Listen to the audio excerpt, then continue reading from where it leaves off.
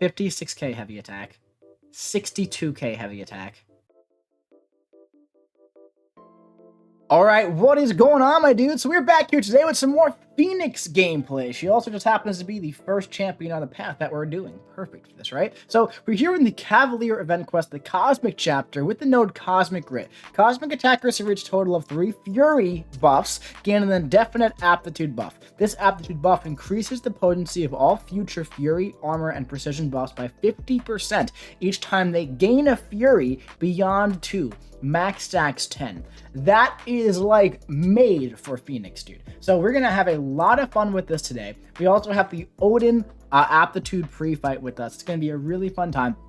We are using the team that we used in the Ultimate Showcase video, minus the champion to heal from poison from the Suicide Masters, but that's okay. It's just a Cavalier event quest. It's cool if we lose some health, right? So up first is Phoenix here. Now, all you have to pretty much do is just do a few heavy attacks, and then the node is going to be completed by itself. So every time we gain a Fury now, we are going to gain another aptitude that increases the potency of our Furies by 50%. Now, if you didn't see my Phoenix video where I explain like the Professor X synergy and all the other synergies, essentially Professor X, when we overload him, we get to 11 of our Fury buffs. He's going to give us a passive Fury worth 60% of our attack rating, which is really, really good. Now, the Emma Frost synergy, that is going to keep it so our Fury buffs stay at 11 when we overload, and the Airwalker synergy doesn't really get a chance to work in this video, to be entirely honest, because what it does is it refreshes your armor breaks when you do a heavy attack, when you're empowered at 5 or more Fury buffs. But everything is pretty much dead before we even get a chance to do 5 heavy attacks while we're empowered. That's just how strong she is on this node. All right. So yeah, and quickly, if you don't know how Phoenix works, you do a heavy attack to get a yellow Phoenix Force passive, and then the more Phoenix Force passives that you have, the faster you're going to be gaining your Fury buffs, and they go away when you overload, and then you reset the cycle. You keep building your damage higher and higher and higher. Now, with these aptitudes, man, it's really making her damage skyrocket, like faster than it did without it, obviously, right? Because we have more attack. That's just kind of obvious. But we're pretty much hitting how we do after like 45 to 60 seconds of actual ramp and like a normal fight without the Cosmic node, right? So this node is incredible for Phoenix, especially with this team. So good, man. Up next, we have an interesting one. It's Daredevil Hell's Kitchen. Of course, he's going to be shrugging some of our parries off, but we got to just kind of watch out for that a little bit. So he's going to parry the first one, but now we can stun him right here, go for a heavy attack. He's going to then parry the next one, but then we can wait a second and we can parry this right here. Bam! And we can just keep it going like that. We now have 3 of our Phoenix Force charges, and we can just keep this cycle going. This one's going to be a little bit slower than the other fights, just because we have to watch out for that Purify. See, he almost got us right there. But that's all right. We got him now. We got 1 armor break. We have Incinerate on him when we are at 11 of our Fury buffs, right? I believe it's just when we're empowered in general at 5 or more Fury buffs. I do believe every single hit we do is going to place an Incinerate debuff, which is definitely nice. It's definitely not too bad, especially when we have all 11 of our Fury buffs up, right? So we're just gonna get through this guy. They have like the Outlast node here, so in the final 25%, he's going to, be harder to kill because he's got like that passive armor. So that's definitely super fun. But yeah, I don't really recommend using Phoenix against champions who can shrug off. Like, I wouldn't recommend using her against Kingpin or Mole Man. Daredevil, sure, but he happened to be on the path, right? So it's fun. But just in general, for other paths and stuff like that. Probably better to use like Professor X or somebody on that one, but hey man, it's all good.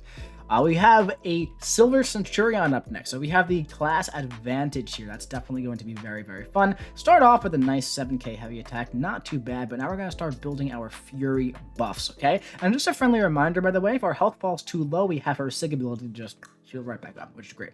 All right, so we have 8 Fury buffs, and we're about to reach 11. There we go. We now have our passive Fury, 19k medium attack with a solid 47k heavy attack. What more could you possibly ask for, to be entirely honest? Just about 15 seconds into the fight. All right, dex that guy and finish off with a combo there. And he's just flushed right down the toilet. So here's the thing with the Cavalier event quest, man. It's very repetitive and it's very similar month to month to month. So me personally, the way that I get through it and I have fun with it is I use my fun teams per class. Like, for example, I'll use the Phoenix the Phoenix Force team, we can call this. I'll use the Agent Venom God team for like the skill chapter and stuff like that. That's just the way that you gotta do it, because it's so much fun to go through it like this. This is actually fun. Like, I had fun doing this lane, as opposed to like doing like, 30 paths in an event quest every month. You have to go. I like to make it like by theme. So for the cosmic chapter, dude, Phoenix is so freaking good for this, man. Like, look at what she's doing here. That was a 16k medium attack. That's really, really good. 55k heavy attack. It's not too bad, man. It's just not too bad at all. Here we got hit by a heavy attack. That's fine, because again, that SIG ability, he evaded our special one. Great. Let's just knock him out. Bam! Nice. All right, we have one more fight on the path, and then we're actually going to take the boss as well, which gets a little interesting because it pretty much has buffet. Or has super buffet, which actually gives him the buff that he steals from us, which is great. This Captain America fight was pretty nutty. This was probably the best one on the path, so let's take a watch of this one together. It went really, really fast. I was thinking to myself, maybe I'll try to heal up in this fight, but he was just dying so quickly I couldn't even gain Phoenix Force charges to do so. All right, so